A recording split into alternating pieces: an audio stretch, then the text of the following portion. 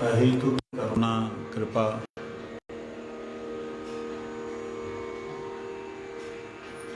जो कि हम जीवों पे हुई, इस करुणा का कोई पारावार नहीं है। मतलब अगर इसको डिस्क्राइब किया जाए तो नहीं है कोई इसका पारावार। पारावार जानते हैं, इसकी सीमा नहीं है।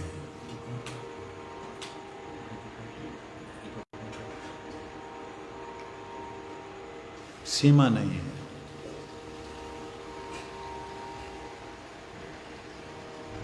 सामने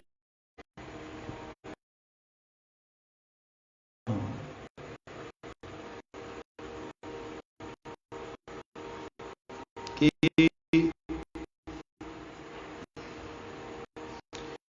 क्या गुरुजी हमारे पाप कर्मों को नहीं जानते थे, जिन्होंने हमें ऐसी अवस्था में भी स्वीकार किया जो अवस्था में हम नहीं किसी को स्वीकार कर सकते। क्या हमारी उस अवस्था को नहीं जानते थे? निश्चित रूप से जानते थे, फिर भी उन्होंने कैसे स्वीकार कर। तो उसका उत्तर नरोत्तम दास ठाकुर जी देते हैं। कहते वो अदोष दर्शी हैं, वो दोष देखते ही नहीं है। ऐसा नहीं कि दिखलाई नहीं देता, दिखलाई देने पे भी वो उसको महत्व नहीं देते। क्यों नहीं देते? क्योंकि हम जिस अवस्था में पड़े हुए हैं उस अवस्था का नाम है बद्ध अवस्था, फंसी हुई अवस्था। फंसी हुई अवस्था में हर कोई कीचड़ में है। किसी को कम लगा और तो किसी को ज्यादा लगा। उल्टा दयालुता वहीं पे दिखलाई देती है, कृपालुता वहीं दिखलाई देती है, करुणा वहीं दिखलाई देती है। जो कि ज्यादा फंसा हुआ जीव है उसके अंदर भी गुण दर्शन कर ले कि ओहो, ये कृष्ण से भूला हुआ जीव संसार में फंसा है, इसको अगर मैं कृष्ण नाम सुना दूंगा, बहुत अभिमान है, लेकिन अगर साधु संग होगा तो ये ठीक हो जाएगा। ये जो करुणा है ये भगवान में भी नहीं है। आप हैरान होंगे इस बात से जो मैं कह रहा हूं। जब भगवान में नहीं तो भक्त में कहां से आई? जो वस्तु भगवान में नहीं है, जो तत्व भगवान में नहीं है, तो भक्त में कहां से आ गया? क्योंकि भगवान ने कभी बद्ध अवस्था का अनुभव नहीं किया।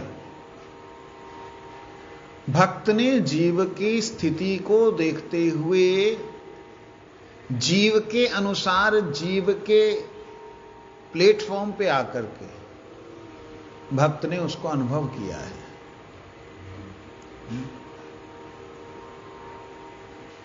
तो भगवान की ही करुणा शक्ति श्री राधा रानी, जिसे भगवान भी त्याग देते हैं। किसे त्याग देते हैं?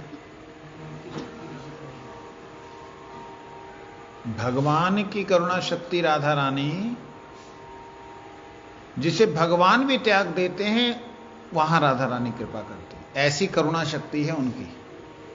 राधा रानी को नहीं त्यागते हैं, उल्टा ना समझ लेना। मतलब भगवान कहते हैं मोहि कपट छलछिद्रणा भावा, मेरे को जो है कपट लेश मात्र भी नहीं अच्छा लगता, पसंद ही नहीं भगवान को।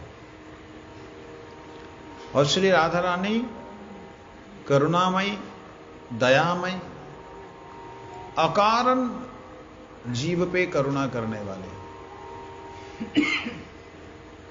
वो कहती कपटी हो, छली हो, कैसा भी हो, अगर मेरे ठाकुर का नाम कोई करने लग जाए तो मैं उसको शुद्ध कर दूंगी, मैं उसको पवित्र कर दूंगी। यही राधा रानी का परम करुणामय भाव जो है, गुरुदेव अर्थात श्री राधा रानी के अभिन्न प्रकाश विग्रह, कृष्ण अभिन्न प्रकाश विग्रह नहीं, राधा रानी के अभिन्न प्रकाश विग्रह गुरुदेव राधा रानी की उसी भावना को, उसी कृपा को लेकर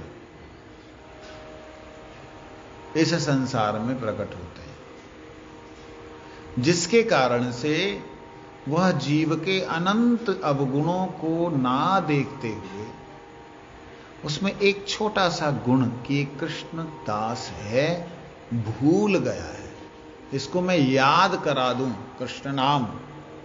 इस दयामयी जो हमने दयनीय अवस्था को देखकर जो भगवान की करुणा शक्ति है वो हम पे अकारण करुणा कर देते हैं।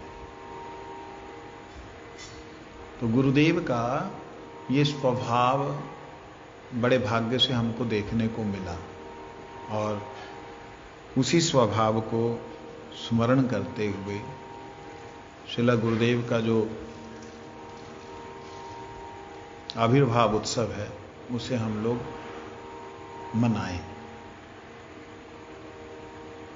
गुरुदेव का एक प्रणाम मंत्र प्रकाशित हुआ, बहुत हुए, बहुत लोगों ने किए, सबके ही उत्तम है। तो एक प्रणाम मंत्र जो प्रकाशित हुआ था उसका थोड़ा सा चिंतन करते हुए गुरुदेव की लीला को स्मरण करेंगे। मैं गुरुदेव के उपदेशों की चर्चा नहीं करता, इसलिए क्योंकि उपदेशों को तो सारा साल लोग बोलते रहते हैं। मैं लीला की चर्चा करता हूं, हर बार कोशिश करता हूं कि कम से कम कोई ऐसी सीरीज हो जिसमें गुरुदेव की लीला का चिंतन हो। आप प्रैक्टिकली देखेंगे जो ध्रुव जी ने, प्रहलाद जी ने जो भगवान की स्तुति की है, उस स्तुति से ज्यादा महिमा, भगवान को उस स्तुति से ज्यादा प्रिय भक्त के चरित्र का श्रवण ज्यादा उनको अच्छा लगता है। तो उसी प्रकार से नमोयम विष्णु पादाय गुरु प्रेष्ठाय भूतले, गुरुदेव ने अपने आप को इस जगत में जो प्रकाशित किया वो गुरु रूप से नहीं किया, वो शिष्य के रूप में किया। गुरु होने के बावजूद भी गुरु जी ने अपने आप को शिष्य के रूप में प्रकाशित किया। प्रकाशित करने का मतलब जो तत्व जिसमें है, जो वस्तु जिसमें है वो वही प्रकाशित होती है। ऐसा नहीं कि अंदर गुरु भाव है, बाहर दिखलाया कुछ और, ऐसा नहीं, ऐसा प्रकाशित नहीं किया। जैसे सूरज का तेज स्वर्णिम होता है, सोने की तरह चमकता है, चंद्र का तेज शीतल होता है, दुग्ध की तरह उसका किरणें हैं, तो जो उनमें है वही प्रकाशित किया। तो प्रकाशित किया का अर्थ ये मत ले लीजिएगा कि गुरु महाराज जी ने शिष्यत्व का प्रदर्शन किया, वैसे तो अंदर गुरु भाव था ना। गुरु जी यूं कह सकते हैं कि गुरुदेव शिष्य का एक प्रोसोनिफाइड बोलते ना, प्रोसोनिफाइड एक, हिंदी में शब्द नहीं आया, बताओ।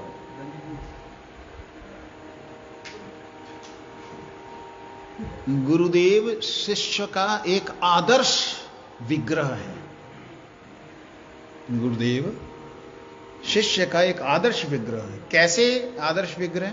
शिष्य कैसा होना चाहिए, ये अगर गुरुदेव के चरित्र को देखेंगे तो जैसे मर्यादा कैसी होनी चाहिए, मर्यादा पुरुषोत्तम भगवान श्री राम,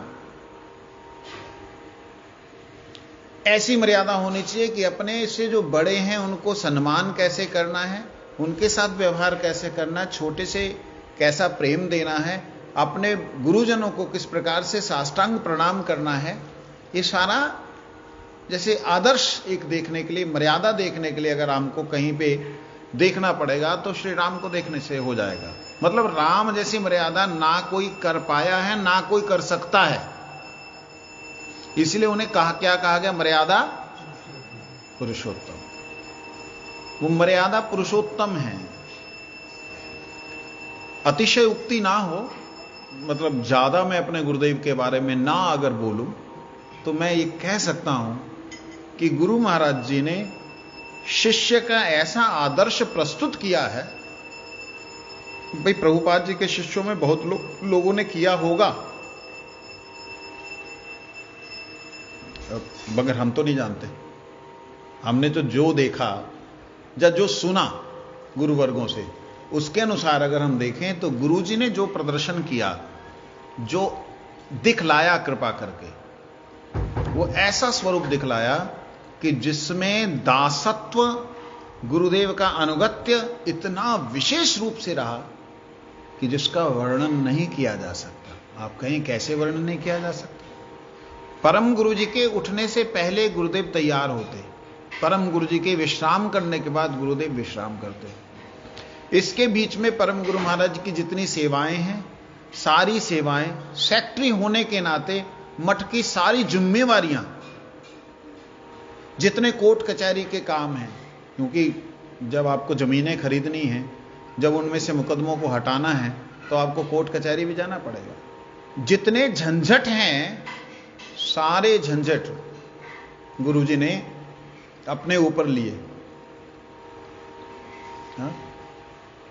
परम गुरुजी को पूर्णतया विश्राम मिले, परम गुरुजी पूर्णतया निश्चिंत रहें किसी भी कार्य के लिए। इस प्रकार से गुरु महाराज जी का अद्भुत जीवन, मंगला में, मंगला से पहले नहा धो के तैयार हो जाना, फिर गुरुजन जो हैं उनसे हरिकथा श्रवण करना, फिर उसके बाद में परम गुरु जी के कमरे में जाना। परम गुरु जी डिक्टेशन करते थे, गुरु जी का लिखना, ग्रंथों को लिखना, मंथली जो है वो मैगजीन वो छपाना। हमने भी बड़ी कोशिश की थी कि हम मंथली मैगजीन निकालेंगे। मंथली निकालने के लिए एक बार निकली, उसके बाद 6 महीने बाद निकली, और 6 महीने बाद जो निकली उसके बाद आज तक दोबारा नहीं निकली। मतलब एक बात सोचने वाली है कि गुरु महाराज जी ने किस प्रकार से उनकी, उस वक्त जानते हो कंप्यूटराइज सिस्टम नहीं था, उस वक्त एक एक अक्षर लगाना, वो जाके देखना, छप गया, उसका मतलब प्रिंट लेना, छापा लेना, लेकर के फिर उसको प्रूफ रीडिंग करनी, फिर उसमें गलतियां रह जानी, एक बार में 10-10 बार देखना पड़ता था। फिर बाद में ये हमारे परिव्राजक महाराज जो आजकल हैं, जिनका नाम, उनका नाम उस वक्त प्रेममय प्रभु था, उन्होंने जब आए तब जाके प्रूफ रीडिंग का थोड़ा भार हल्का हुआ गुरु जी पे, नहीं तो उससे पहले सारे प्रूफ रीडिंग करने पड़ते थे। इस प्रकार गुरु महाराज जी का जीवन रहा है कि परम गुरु महाराज जी के कमरे में डिक्टेशन के बाद में परम गुरु जी को प्रसाद देते थे हमारे मदन प्रभु जी, फिर उसके बाद जगमोहन प्रभु इत्यादि के द्वारा गुरु महाराज जी ने कभी भी ऐसा प्रदर्शन ही नहीं, मतलब प्रदर्शन का जीवन में था ही नहीं। जिनका घर में जीवन ऐसा था कि कोट फट गया, उन्हें पता नहीं है, मतलब फटा होने के बाद भी ऐसा नहीं है कि भाई उस पिताजी देख रहे हैं, अरे कामाख्या तुम्हारा कोट फटा हुआ है, चल जाएगा, लो इधर उतार के दो। मतलब रॉयल फैमिली से थे गुरु महाराज जी, कोई साधारण परिवार से नहीं थे, एक राजाओं की तरह ठाठ बाट थी। आप कल्पना करके देखिए, उस जमाने में अंग्रेजों के समय में 4 क्लास पास को बड़ा महत्व देते थे, डिप्टी मैजिस्ट्रेट की नौकरी मिलने वाली थी, ऐसी स्टेज में थे। जिनको अपने शरीर की सुध-बुध नहीं रहती थी, ऐसा आदर्श दिखलाया गुरुजी ने शिष्यत्व का कि लगता है कि इस जन्म में क्या, शायद किसी जन्म में भी उनके जैसा कभी भी नहीं बन पाऊंगा। उसका कारण एक और था। जब गुरु महाराज जी धरती पे थे तो कई लोग बोलते थे, और गुरु, हाँ गुरु, कैसे गुरु, हम आपस में ऐसे बोलते थे, चर्चा करते थे ब्रज में रहने के कारण। अच्छा भी लगता था कोई तो गुरु बोलता है। लेकिन जब जब गुरु जी की महिमा का प्रकाश देखा, जैसे जैसे गुरुदेव की महिमा के बारे में अनुभव होने लगे, वैसे ऐसे पता लगा कि गुरु अभिमान शून्य आए, गुरु नहीं पारी नहीं। जो गुरु अभिमान शून्य है, गुरु, मैं गुरु हूं, मैं बड़ा हूं, मैं भारी हूं, मैं उठा लूंगा, मैं निकाल लूंगा, मैं उद्धार कर लूंगा, इसका तनिक भी उनके अंदर में अभिमान नहीं था। मेरे गुरु जी कृपा करेंगे, मतलब हमेशा ही, हमने तो उस दिन भी मैं महाराज जी चर्चा, आज भी महाराज ने भी बोला, हम लोग चर्चा करते हैं कई बार कि अद्भुत अद्भुत मतलब अनुभव। सन 2013 की बात है, गुरुजी जब इस लीला में प्रवेश करना था, समाधि वाली लीला में, ध्यान की लीला में प्रवेश करने से पहले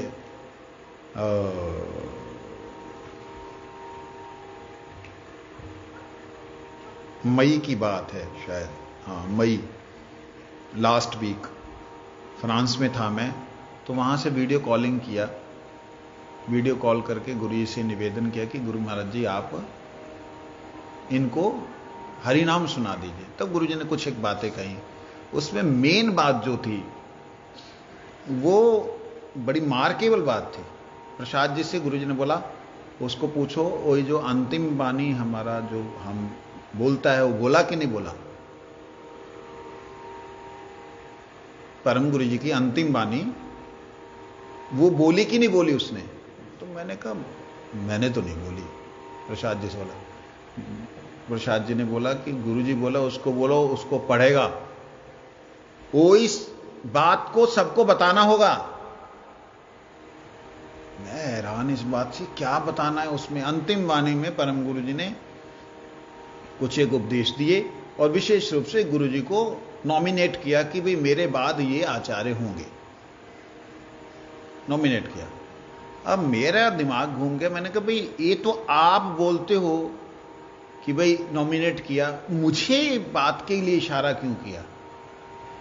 तब मुझे बाद में समझ में आया, जब गुरुदेव की कृपा से मैंने उनके चरणों में ही सहारा लिया कि हे गुरुदेव ये बात समझ नहीं आई। तो समझ में क्या आया, गुरुजी बताना चाहते थे कि उस बात को याद रखो कि मैं क्यों अंतिम वाणी उपदेश पढ़ता था। मैं नहीं गुरु हूं, मेरे हृदय में कभी भी स्पर्श नहीं किया कि मैं हरि नाम दे रहा हूं। हमको गुरुजी ने आदेश दिया, नहीं समझे, हमको गुरुजी ने आदेश दिया बोल करके हम दे रहा है। ये भाव हमेशा रहना चाहिए। गुरुजी अक्सर ये बोलते थे, जब हम लोग का हरि नाम हुआ, गुरुजी कहते हम तो सब छोड़ छाड़ के चला गया था, हम कोई जबरदस्ती ले आया। हमारा वही गुरु भाई है प्रहलाद राय गोयल, वो पिस्टल लिया, पिस्टल लेके बोला हम अब भी चलता है कि नहीं चलता है। वो बोला वो तो ऐसा ही है, वो मार भी देता है। तो हम डर गया, हम आ गया। और गुरु महाराज जी वो लिख के सब रखा था कि हमारे बाद क्या होगा। अब गुरु जी का आदेश है इसलिए हम करते हैं, हम तो गुरु नहीं है। ये उनके अंदर मतलब रग रग में था। मैं अभिनय कर रहा हूं इस बात का, क्योंकि मैंने आपको पहले बताया कि हम लोग मतलब जब सुनते थे ना, और गुरु कैसे, और गुरु आजा, गुरु बैठ, गुरु, वो वाले मतलब ब्रज भाषा में महावन में रहने के नाते, वो एक तकिया कलाम और एक स्टाइल होने के नाते हमारे को गुरु शब्द की महिमा नहीं पता थी। लेकिन जब गुरु जी ने अपनी महिमा, शब्द की महिमा बतलाई, तब समझ में आया। महाराज जी से चर्चा हो रही थी एक दिन, कहते महाराज जी गुरु जी के लिए गुरु शब्द भी थोड़ा है। दामोदर महाराज बोल रहे थे ये शब्द जो है ना, मतलब गुरु शब्द गुरु जी के लिए छोटा लगता है। मैंने कहा ये शब्द बहुत महान है।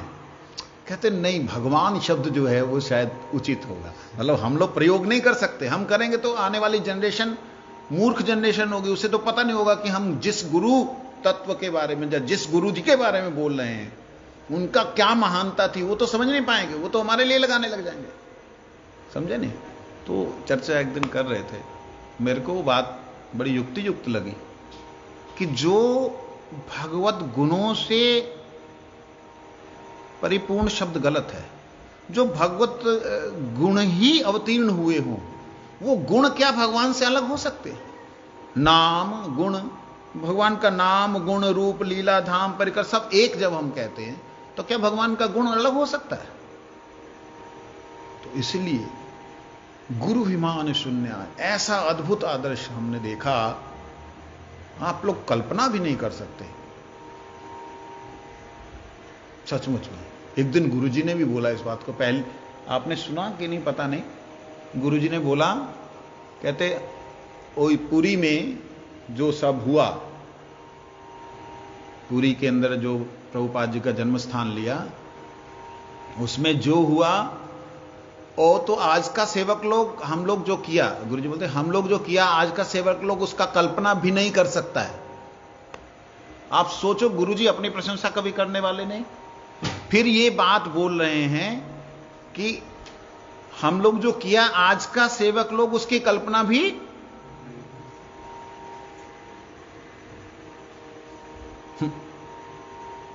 जब कल्पना ही नहीं कर सकते तो बोलेंगे क्या? गुरुभिमान शून्याय गुरुवाणी प्रचारिणे, अद्भुत आदर्श। ऐसा आदर्श देखने में मिल ही नहीं सकता, नहीं मिल सकता। मैं दावे से इस बात को कह सकता हूं। गुरुवाणी प्रचारिणे, गुरुवाणी के अलावा गुरु जी के मुख पे कभी भी कोई भी लाइन मैं कह सकता हूं नहीं आई। इवन कि परम गुरु जी के प्रवचन जो टेप में थे वो हमारे पास में अब उपलब्ध हैं। जब गुरु जी पर्टिकुलर उस प्रसंग को लेते तो एज इट इज बोलते, मतलब टेप में जैसे होता है टक टक टक टक टक, इसके बाद ये मेरा अनुभव है। गुरु जी के साथ में शायद पंजाब टूर में मैं कोई 15 बार गया होऊंगा, 15 साल, मतलब 15 बार गया होऊंगा। मठ में तो ऐसे 34 साल हो गए, लेकिन 15 बार का मुझे याद है। मैं कथा श्रवण करता था ऐसे जैसे बच्चा सामने बैठा, बिल्कुल सामने बैठ के, मतलब श्रवण करने में मेरा थोड़ा सा था। गुरु महाराज जी का एक अद्भुत अभ्यास देखा, वो मैं अकल्पनीय है। वो क्या कि जिस सिटी में परम गुरुजी पहली बार जाकर के पहले दिन जो प्रवचन किया था, गुरुजी इतनी बार गए उस सिटी में, वही पहले दिन का प्रवचन एज इट इज होता था। आप कल्पना कर सकते हैं? कर सकते हैं ऐसा कोई आदमी, मनुष्य कर सकता है? हमें तो संकोच होता है, पिछली बार ये बोला था, अब की बार फिर बोलेंगे, लोग कहेंगे यार एज इट इज बोल रहा है। मतलब अद्भुत था ये। किसी किसी जगह परम गुरु महाराज जी ने, जैसे हरिनाम संकीर्तन, हरिनाम संकीर्तन सम्मेलन यही होता है, श्री हरिनाम संकीर्तन सम्मेलन, श्री हरिनाम संकीर्तन, यही टाइटल लगभग रहता था। तो जहां पे जलंधर में अगर परम गुरु जी ने हरि नाम के ऊपर, हरि के ऊपर बोला कि हरि कौन है, हरि हरति पापानि दुखानि च, हरि का मतलब जो पाप दुखों को हरण करता, कौन है हरि, सर्वश्रेष्ठ हरि कौन। जैसे परम गुरु ने हरि का मतलब कृष्ण लेके गए, ऐसे गुरुजी वहां ये बोलेंगे। और अगर किसी सिटी में गुरुजी ने वो बोला है हरिनाम संकीर्तन सम्मेलन के बारे में, तो वहां पे गुरु सम्मेलन के बारे में बोलेंगे पहले दिन। चंडीगढ़ के आप इतिहास में उठा लीजिएगा, चंडीगढ़ श्री हरिनाम संकीर्तन सम्मेलन जो होता था, सम्मेलन शब्द का आपको वहां पे डेफिनेटली पहले या दूसरे दिन को मिलेगा ही मिलेगा। ऐसा कौन कर सकता है भाई? मतलब गुरुवाणी प्रचारिणे का मतलब गुरुजी ने यहां पे ये बोला था, इसी से लोगों का कल्याण होगा। क्या दिव्य भाव भरा हुआ है उनके हृदय में। ये पहले दिन गुरुजी ने ये बोला था, तो ये जो मैं अगर बोलूंगा, इससे लोगों का उनके वाणी से कल्याण होगा। कल्पना कर सकते हैं हम लोग। मैंने एक बार गुरुजी ने भक्ति शास्त्री का एग्जाम था, तो प्रश्न आए थे, मैंने अपनी बुद्धि लगा करके उस पर जोड़ा। गुरुजी उसको देखते हैं, देख करके नंबर दिए, सेकंड पोजीशन, सब सारे जितने भी एग्जाम हुए थे उसमें सेकंड पोजीशन मेरी थी। फर्स्ट डिवीजन, फर्स्ट पोजीशन मेरे जूनियर की, देवकी नंदन की। क्यों? उसने लिखा शुरुआत में, इस प्रश्न के बारे में गुरुजी के मुखारबिंद से ऐसा सुना। और गुरुजी हर पेपर को खुद देखते थे, खुद देखते थे। तो और मेरे वाले में लिखा हुआ था, जैसे उसमें था एक क्वेश्चन था, मेरे को आज भी याद है, भक्ति किसे कहते हैं? भक्ति के प्रकार बताओ, भक्ति कितने प्रकार की? भक्ति किसे कहते हैं, कितने प्रकार? तो मैंने उसमें लिखा भक्ति 2 प्रकार की है, और वो है नहीं। सकाम भक्ति, निष्काम भक्ति। सकाम भक्ति को वास्तविकता में भक्ति नहीं कहा जाता, क्योंकि भक्ति जैसे दिखने पर भी इसमें भगवत सेवा का उद्देश्य नहीं है, अपने ही सुख का उद्देश्य है, इसलिए ये भक्ति भक्ति नहीं है। अरे भाई, तुमसे पूछा ये गया कि भक्ति कितने प्रकार की है, जो भक्ति नहीं है उसके बारे में क्यों बोल रहे हो? नहीं समझे? मैंने बुद्धि लगाई, मैंने कहा जी, जैसे स्कूल में होता था कि भारत की राजधानी का नाम बताओ, वो तो नॉर्मल होता था, एक शब्द लिखते थे दिल्ली, तो मैं थोड़ा सा बना के लिखता था, भारत की राजधानी का नाम दिल्ली है। तो मैंने उसी प्रकार से यहां भी कोशिश की। गुरुजी को ये बात जो है ना अच्छी नहीं लगी, और गुरुजी ने मेरे को डायरेक्टली बोला, तुम तो लिखता है, मैं प्रवचन लिखता था, जैसे गुरुजी बोलते मैंने नोट कर लेता था, पॉइंट्स नोट करता था, इस पॉइंट मतलब यहां से शुरू किया, बीच में ये पॉइंट, ये पॉइंट, ये पॉइंट, ऐसे करके मैं मतलब अच्छा बोल सकता था। तो गुरुजी को ये फील हुआ कि जैसे गुरुजी लिखते थे, परम गुरुजी का शॉर्ट हैंड राइटिंग वगैरह, गुरुजी थोड़ा सा लिखते थे शॉर्ट, और उसके बाद में गुरुजी उसको बड़ा करके लिखते थे। गुरुजी को ये हुआ था कि ये बच्चा शायद ऐसा मेरी तरह गुरुवाणी का प्रचार करेगा। लेकिन एग्जाम के समय में मैंने अपनी बुद्धि का परिचय दे दिया, और बुद्धि के परिचय में हुआ क्या, गुरुजी बोले, तुम तो लिखता था, ऐसा लिखा, मैं सिर नीचे कर दिया, ओए देखो, गुरुजी ने उसका पेपर दिखाया, ओए देखो क्या लिखा है। मैं क्या लिखा? देखो लिखा, गुरुजी ऐसा ऐसा बोला। मैंने कहा नंबर मार गया बंदा। देखने वाली बात है कि गुरु महाराज जी इतना ही अपने गुरु जी की वाणी को लेकर के चले कि आने वाली मेरी जनरेशन भी मेरी गुरु की वाणी को लेकर चले। इससे उन्हें अत्यधिक प्रसन्नता होती। गुरुवाणी प्रचारी ने अद्भुत उनका देखा। एक बार तो गुरु महाराज जी को किसी ने बोला कि विदेश के थे, वो बड़ी बार गुरुजी के साथ चल रहे हैं, तो गुरुजी हरिकथा बोलते हैं, और जो ट्रांसलेटर है वो हमारे राजेंद्र मिश्रा जी, वो ट्रांसलेट करते हैं, तो अपनी तरफ से भी वो कुछ बोलते रहते थे, तो फिर ट्रांसलेटर चेंज किया गया, जो गुरुजी बोलते एज इट इज बोलते। तो गुरुजी के साथ में वो मेरा ख्याल लगभग साल भर लगातार था। वो बेचारा ऊब गया, तो रोज ही एक ही कथा, एक ही स्टाइल, मतलब कुछ चेंज ही नहीं हो रहा, वही ध्रुव जी की कथा, वो ध्रुव जी के जो स्टेप बाय स्टेप जो है वो वैसे एज इट इज। उस बेचारे ने गुरु जी को बॉम्बे में गायत्री प्रसाद पांडे जी के घर में रुके थे, उसमें गुरु जी के पास में जाकर निवेदन किया। विष्णु महाराज को उसने बोला, गुरु जी रोज एक ही कथा बोलते, हम लोग रिकॉर्ड करते हैं, निकलवाए नहीं, वही वृंदावन दास, हम लोग रिकॉर्ड करते हैं, तो अच्छा होगा कि अगर गुरुजी को और भी कुछ सुनाएं, इतने भागवत पुराण ये वो फलाना दिखाना। तो गुरुजी के पास में ये खबर खुद जाके वो विष्णु महाराज को बोला। विष्णु महाराज बोला, भाई देखो आप विदेशी आदमी ना, आप जाके बोलेंगे तो अच्छा होगा। खुद जो पीछे हट गए। आपकी बात गुरुजी, हम तो जानते थे कि गुरुजी गुरुवाणी के ही मतलब वो है ना प्रभुपाद जी के लिए गौरवाणी विग्रह जो है, क्या है? नमस्ते गौरवाणी श्रीमूर्ते, गौरवाणी की श्रीमूर्ति, मतलब हालांकि है वो वृषभानुनंदिनी के नित्यजन प्रियजन, लेकिन गौरवाणी जिनका जो गौरवाणी मूर्ति स्वरूप है, ऐसा प्रभुपाद जी के लिए एक उपमा लगाई गई। ऐसे ही देखा जाए जो गुरुवाणी की मूर्ति स्वरूप है, हम तो जानते थे कि गुरु जी कभी ऐसे बोलते नहीं है।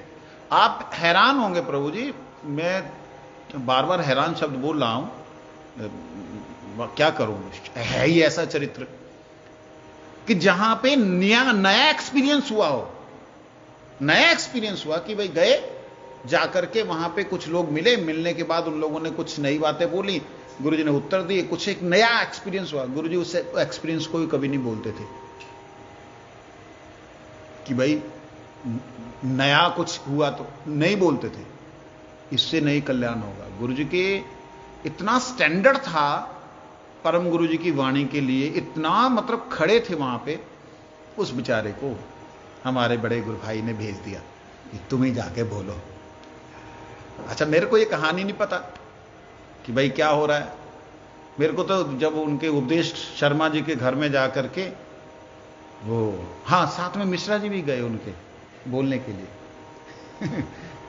तो बड़ा गुरुजी को जाके बोले, महाराज जी ऐसे ऐसे आप सब जगह जाते हैं, एक ही हरि कथा करते हैं, कुछ थोड़ा सा नए लोग हैं, कुछ नया सा कुछ करने से अच्छा था। गुरु निकल रहे थे, गुरु कहते ठीक है। गए उपदेश शर्मा के यहां पे। वो इतना मतलब वो आदमी एक तरह से ऐसा व्यक्ति था कि जो मतलब बहुत कम सत्संग में जाने वाला। उसके घर गुरुजी गए, जाके गुरुजी ने बोलना शुरू किया। पहले तो अपना गुरुजी का वंदना किया, वंदना करने हमारे पास में कुछ लोग आया, आके हमको बोलता है रोज रोज जो आप सुनाता है वो तो पुराना हो गया, बासी हो गया, उसको अब नूतन करके सुनाओ। अभी आरती पुराना हो गया, भक्ति विनोद का आरती ठाकुर का पुराना, उसको बदल दो, चेंज कर दो, सब बदल दो। महामंत्र पुराना हो गया, चेंज कर दो। ऐसे करके मतलब गुरुवाणी पुरानी नहीं हो सकती, वो पुरानी नहीं हो सकती। इस बात को कितना जोर दे रहे कि वो ब्रह्म वाक्य है, शब्द ब्रह्म है, उससे कल्याण होगा, तो उसे पुराना बोल रहे। फिर आगे गुरुजी बोलते हैं, मेरे को तो मैं सामने बैठा होता, मैं क्या ये हो क्या रहा। मैंने विष्णु महाराज की तरफ देखा, कहते मैंने कहा तुम्हारा कोई कांड है क्या? कहते नहीं। वो मेरे को बाद में पता लगा कि ये लीला हो गई। गुरु कहते शर्म नहीं आता है? सुबह से शाम तक जब से जन्म हुआ यही संसार का बात, वही आदमी मरा, वही आदमी गया, वही आदमी ऐसा किया, वही आदमी ऐसा, सारा दिन वही चर्चा। वो तो बासी नहीं लगता है, यही बासी लगता, कृष्ण नाम बासी लगता, गुरुवाणी बासी लगता है। दुर्भागा है, दुर्भागा है, दुर्भागा। कल्पना कीजिए उनको उस वाणी को बोलने में क्या आनंद आता होगा, क्या हम सोच भी सकते हैं? उस वाणी को याद करने में वो कैसे अनुभव करते होंगे कि गुरुवाणी का मतलब मैं प्रचार कर रहा हूं तो इससे इनका कल्याण हो रहा है। और डेफिनेटली आज हम जो यहां बैठे हैं, जो आप हमें देख रहे हैं कि हां ये लोग चल रहे हैं, वास्तविकता में गुरुदेव के ऐसे दिव्य आदर्श के कारण ही टिके हैं। नहीं तो मैं शायद ऐसे ही कोई वाला बाबा जी होता। हालांकि मैंने कभी ऐसा सोचा नहीं, लेकिन उन लोगों के बीच में जरूर होता।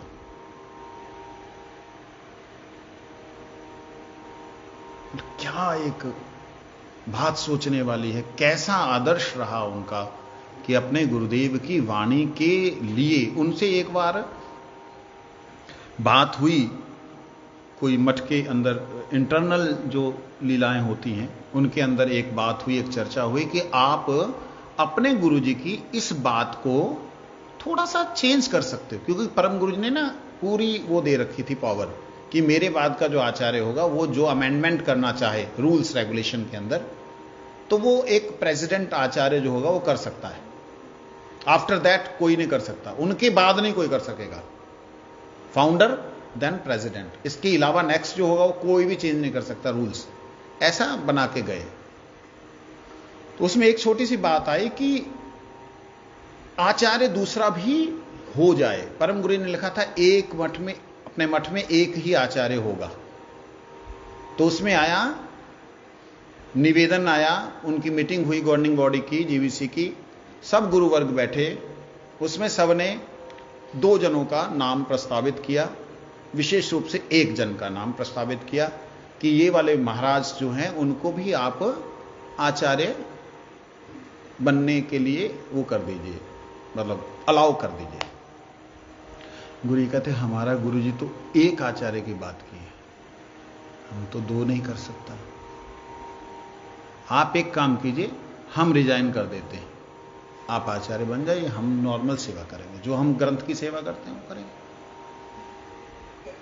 मतलब अपने गुरु जी की वाणी के ऊपर। और फिर हमारे गुरु जी के बड़े ही कह दें उस वक्त बहुत ही प्रिय, या यूं कह दें कि सबसे ज्यादा कानून जानने वाले उन परम वैष्णव ने बोला कि आपको ये अधिकार है कि आप इस प्रकार से अमेंडमेंट कर सकते हैं इस रूल्स और इस रेगुलेशन के अनुसार।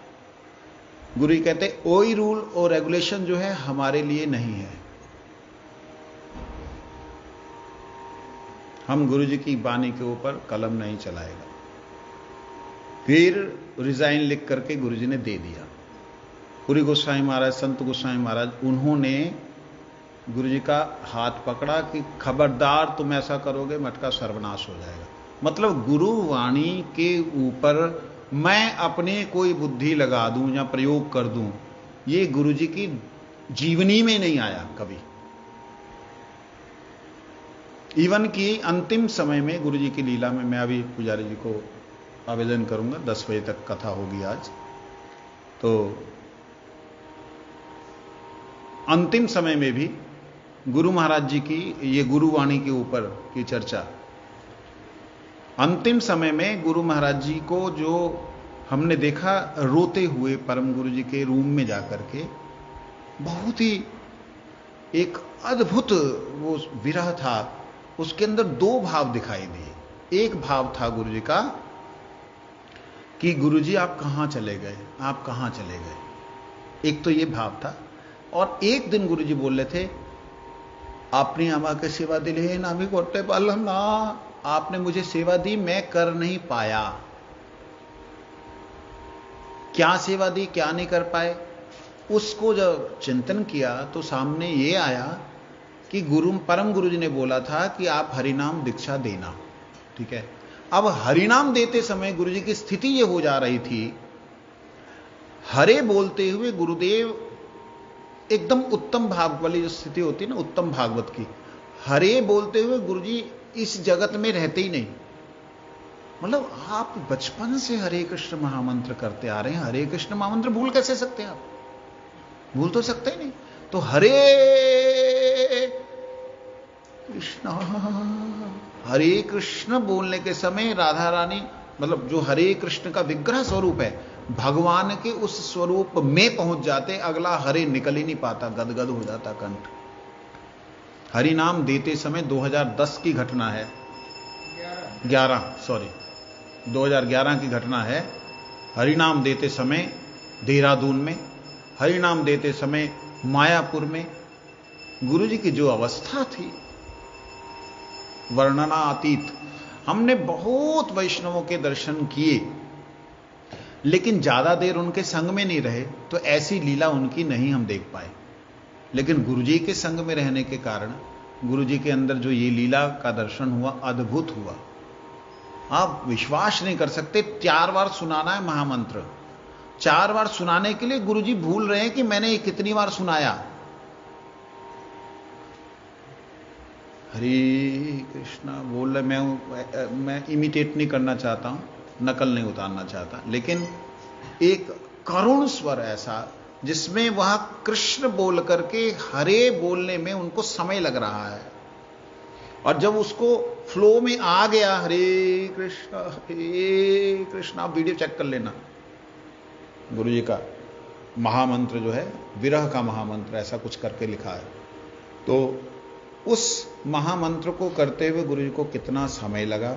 गुरु जी ये फील करने लगे कि मैं अब गुरु जी की सेवा नहीं कर पा रहा हूं। कौन सी सेवा? हरिनाम दीक्षा की। महामंत्र में यह हाल है, दीक्षा मंत्रों में और ज्यादा बुरा हाल। दीक्षा मंत्र के बीज मंत्र ही नहीं गुरु जी बोल पा रहे। भूल नहीं गए, प्रकट हो गया वो सब कुछ। पहले प्रकट नहीं था, पहले हमारे बीच में थे, अब हमारे बीच से वो हट गए। जाओ तुम लोग तो जो बोला तो बोला, जो किया किया, तुम करो करो, जाओ। करता है करेगा, जो करेगा गुरु जी के पास। मतलब इतना ज्यादा गुरु जी अपने अंतर ध्यान में चले गए कि जिसका हम चिंतन करते हैं तो ऐसे लगता है कि क्या अपने हृदय में लेकर के गुरु जी नित्य रहे। गुरु जी कहते हैं कि हे गुरुदेव, आमी अपना सेवा करते पारलाम ना, आमी अपराध करलाम, मैं अपराध किया, मैंने अपराध किया, मैं आपकी सेवा नहीं कर पा रहा हूं। क्या अपराध किया? अपराध केवल मात्र ये मन में आ रहा है कि आपने आदेश दिया था हरिनाम दीक्षा देने के लिए, मैं दे नहीं पा रहा हूं। कल्पना करके देख,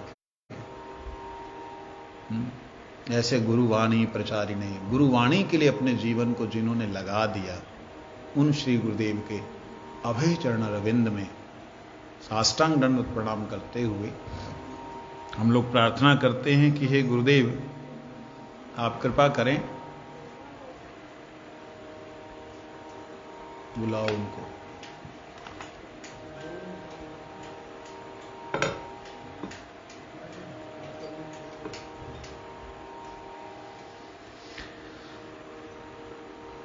कृपा करें जिससे कि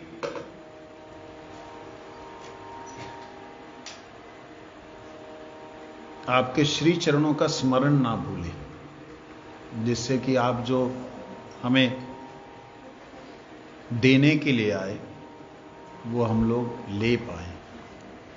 इसलिए गुरुदेव के अभय चरणारविंद में साष्टांग दंडवत प्रणाम करते हुए नमोयम विष्णुपादाय गुरुप्रेष्ठाय भूतले, बोलिए नमोयम विष्णुपादाय गुरुप्रेष्ठाय भूतले श्रीमते भक्ति वल्लभ तीर्थ गोस्वामी नामिने गुरुभिमान शून्याय गुरुवाणी प्रचारिणे गुरुभिमान शून्याय गुरुवाणी प्रचारिणे सुशांताय सुप्रसन्नाय गुरुदेवाय ते नमः। सुशांताय सुप्रसन्नाय गुरुदेवाय ते नमः।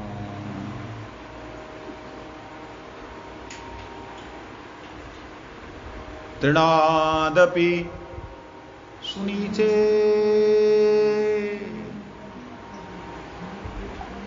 श्लोकस्य चैव मूर्तये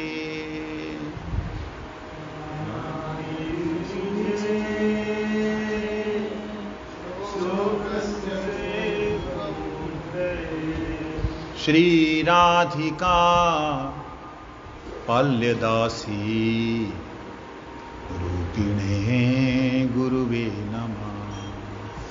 श्री राधिका पाल्यदासी रूपिणे गुरुवे नमः। गुरु महाराज जी का उसमें आया है सुशांताय सुप्रसन्नाय गुरुदेवाय ते नमः। सुशांत, शांत होता ना एक बंदा, सुशांत मतलब शांत की भी एक पराकाष्ठा।